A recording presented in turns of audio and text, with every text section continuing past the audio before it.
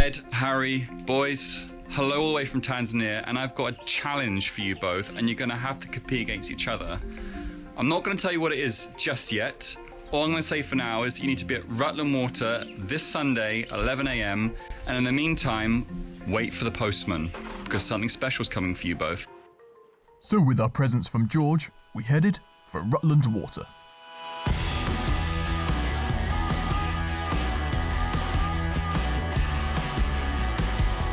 I was first to arrive with my present from George, and then, a few minutes late, the other one arrived. Here comes the absolute turnip. What an idiot.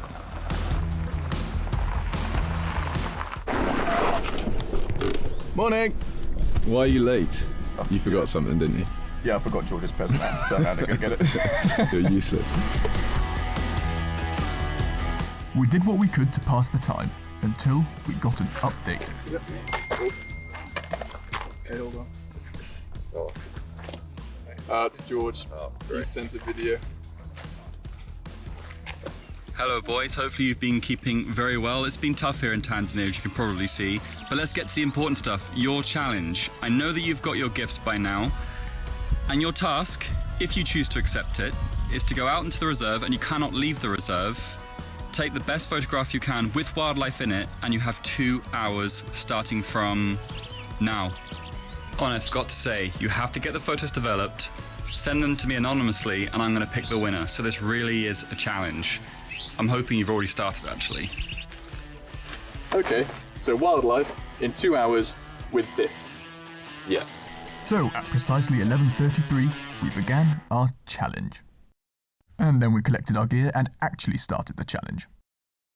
For this challenge, I don't necessarily need to take a good photo.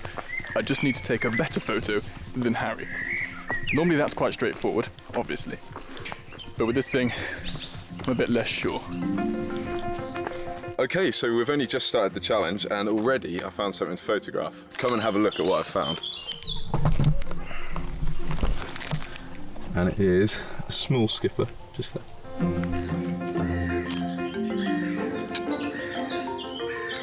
I have no idea if that actually worked or not. That's one shot in the bag. Another important aspect of this challenge is that it's being judged by George. So I need to take a photo that appeals to George's tastes. Now, George tends to photograph mammals and very often big cats.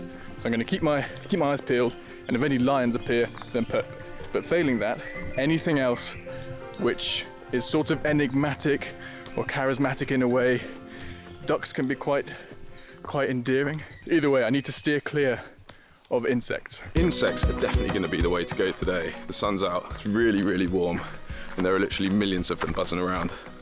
Let's see what I can get. While Harry was looking for bugs, I'd found my quarry. Perfect. So I found some ducks. And even better than those ducks there, there's some ducklings. But they're too hard to get to. They're down over these kind of rocky cobble things. With this disposable camera, the equivalent focal length is about 24mm. So even if you're right up next to them, they're going to be so small in the frame. So when we get these developed, they might just be a tiny little black speck in the distance. And I don't think that's going to be enough to win the challenge. So I'm going to keep looking. There's also lots of sheep around. I don't know if George counts them as wildlife, but I might take a quick snap of one just in case. As annoying as it is, I don't think sheep count as wildlife, so yeah, I won't be photographing those.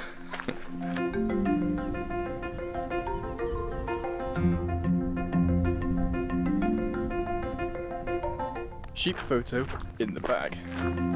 I just want to make it really clear that there is no way that I'm going to lose this challenge to Ed. Ed likes to photograph fluffy animals, so... While Harry got distracted from insulting me, I got on with some complaining. George has set this challenge during the 2 absolute worst hours for wildlife photography. Lots of animals don't even come out until sort of dusk time. And secondly, the light is just horrendous. It's so bright and harsh. George, you absolute... Toads would be perfect for this challenge.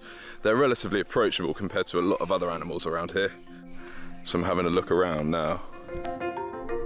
Further down the lake, Ed was getting excited. This is so exciting. I found more ducks. They're moving away. I need to go get them quickly. Damn, there they go. I really want to photograph a duck. Ugh.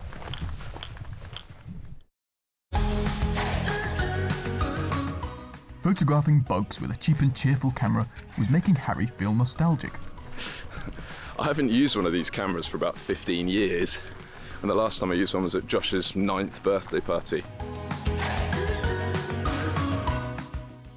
As I continued to look for bugs, Ed was also being productive. Bah!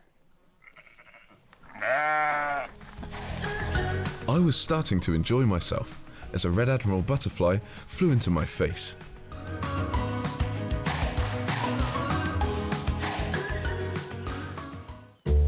Meanwhile, I was edging ever closer to my dream shot. I found the ducks. The ducks were great, but things got even better when my favourite subject arrived. Ducklings! Good luck beating this masterpiece, Harry. I also absolutely nailed this bird-in-flight shot of a black-headed gull. Right, so now I've got sheep photos and some ducks and ducklings, maybe a black-headed gull, quite a distant swan. Either way, I've got all photos of those. I hope Harry's not doing too well. Annoyingly, he was. Think I may have found a potential winner. I know it's just a snail, but look at that composition. Ed would miss this for sure. I'm heading back to the car park now. With the 2 hours is nearly up, and that was hard. That was really hard. I mean, Rutland Water, so this huge reservoir behind me is massive. It's one of Europe's largest artificial lakes, so just getting like a little bit of a way around it takes forever, so it really eats into that 2 hours that we had. Anyway, I need to get a move on because I was late this morning, and Harry wasn't very impressed, so if I'm late again, he might shout at me again. I've spotted Harry, which means he's also late. So as long as I can get to the car park before him without him realising, he'll think that I was on time, and I can have a go at him for being late. He's over there, look. Now, I'm not sure why, but there are loads of small skippers down by the lake, so I'm going to go and photograph some.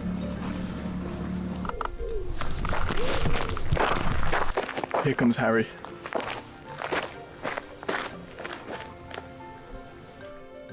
You're late. Oh, sorry, man. That was so tough. That was hard. Think you got anything? Well, a couple, but nothing that special. I hope he likes them. Thanks a lot, George. I hope you like the pictures. So we headed home, anonymously sent George our photos, and awaited his verdict. Ed and Harry, boys, wow. I've just had to pull into a randomer's driveway just to soak up what I've just seen. And that is art.